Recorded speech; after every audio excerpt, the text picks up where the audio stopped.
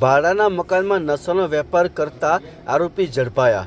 વલસાડના ગ્રીન પાર્કમાં ભાડાના ઘરમાં એસઓજીની ટીમે રેડ મારી હતી, જેમાં 3.5 કિલો ગાંજાના જથ્થા સાથે એક ઇસમને ઝડપી પાડ્યો હતો, જ્યારે એક ઇસમ સુરતનાને જેને વોન્ટેડ જાહેર કર્યો હતો। વલસાડ જિલ્લા એસપી ડોક્ટર કરણરાજ વાઘેલા સાહેબની સૂચન હેઠળ વલસાડ જિલ્લા એસઓજીની ટીમને મળેલી બાતમીના આધારે વલસાડના ગ્રીન પાર્ક જિન્નતનગરમાં એક ભાડાના મકાનની અંદર ગાંજાનો વેપાર કરતા એક ઇસમને રંગે હાથે ઝડપી પાડ્યો હતો, જ્યારે સુરતના એક કિસમને વોન્ટેડ જાહેર કર્યો હતો।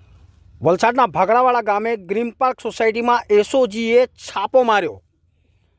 બંગલો વિસ્તારમાં ભાડેથી રહેતા આરોપીને ગાંજાના નશીલા પદાર્થ સાથે ઝડપી પાડ્યો છે।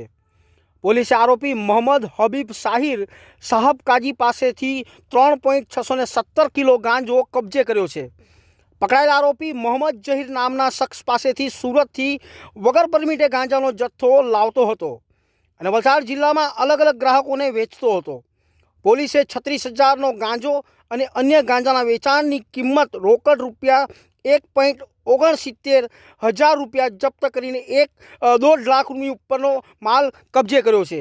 એસઓજી પોલીસે કુલ 2.16,000 મુદ્દામાલ કબજે કર્યા છે, એટલે કે 2,16,000નો મુદ્દામાલ કબજે કર્યો છે।